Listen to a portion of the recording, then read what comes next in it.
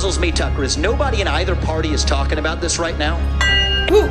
He is speaking against the people in charge? Oh, he is most foolish. Have you heard him? That's how you know he's righteous. If you want someone to fix a problem, you don't turn over the keys to somebody who actually broke the thing in the first place. Many of the other people who are running for this nomination for president, I think most of us, and the entire field I speak for, are in this for the right reasons. We are people who care about our country and want to deliver our country to a better place. But on this issue, nearly our entire field is indistinguishable in practice from where Biden is on this, which is in an undefined, Righteous. Count the righteousnesses. Every time you hear something righteous, I'll hit the bell.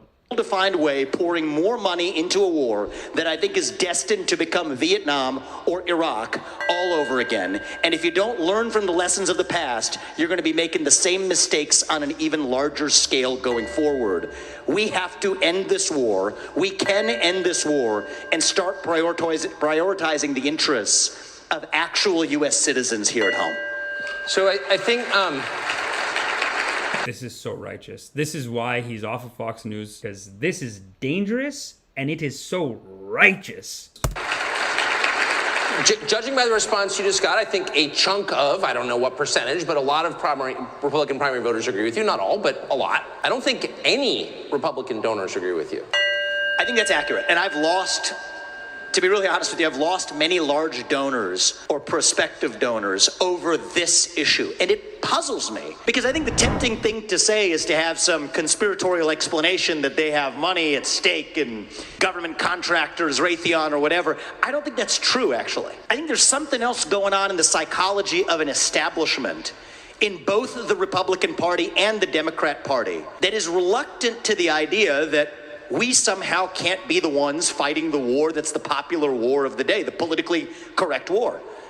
I think there's no such thing as a politically correct war. And so what I ask is, how are we actually going to end this conflict in a way that advances U.S. interests? And the thing that puzzles me, Tucker, is nobody in either party is talking about this right now. The Russia-China alliance is the single greatest threat that the U.S. actually faces today. And we are pushing Russia closer into China's arms by actually continuing to arm Ukraine. So what I've said is that I would negotiate a deal that ends the Ukraine war, frees the current lines of control. Yes, that means giving part of the Donbas region to Russia. I would make a hard commitment that NATO... You know, it's crazy that people, like, so many liberals will look at this guy and be like, oh, he's crazy. Oh, God, he's crazy. Did you listen? What's crazy? Give me one sentence. Give me the crazy sentence. Give me one sentence that didn't make absolute 100% common sense. This guy doesn't, he's powerful. And the fact that he's in libertarian, that's a plus. But to a lot of cowards, to a lot of establishment fucking hacks, and that's not just people who work in the media, there's people in life that are fucking hacks. The people in charge know. Who? He is speaking against the people in charge? Oh, he is most foolish. Have you heard him? That's how you know he's righteous. If he had less righteousness, he'd be a Republican hack like the rest of these idiots. He's going for the libertarian. I don't even believe in libertarian. I think they're crazy too. But the fact that he's willing to run as that, it does show righteousness. Never admits Ukraine to NATO. And those seem like unspeakable words in certainly the Republican donor class. But we get something greater in return, which is that Putin, in that case, would have to exit his military partnership with China and remove nuclear weapons from Kaliningrad, which border Poland, and get the Russian military out of Cuba and Venezuela and the West. They have their military in Venezuela and Cuba, though? That's crazy that he said that. But I don't know. Because they have these mercenary groups. Send the Wagners. This is the crazy thing. All the ways that America thinks they're defeating Russia, Russia just has made all these workarounds. So you think that America's the only one with the bases, then Russia at this point is like, well, we have Wagner. Wagner's all over Africa. Wagner's like, yeah. Who's in fucking Venezuela? And this is a deal that Putin should do because he ends up winning. He gets things that he doesn't have today. But it secures American interests, too. And I do think in a weird way, it does take an outsider to get that job done. Because if you want someone to fix a problem, you don't turn over the keys to somebody who actually broke the thing in the first place. If you want to fix it, maybe have somebody who didn't break it in the first place. And that's part of why I'm in this race as an outsider. Oh. Very righteous. Just so righteous. I mean, it's hard to, you know, I can't think of a sentence unless you're a hack, unless you're an establishment hack and you can't think for yourself and you have these ridiculous blinders on. You know, it's like just some people I talk to. There's basically two blinders that I find the Democrat establishment has. One is on this side.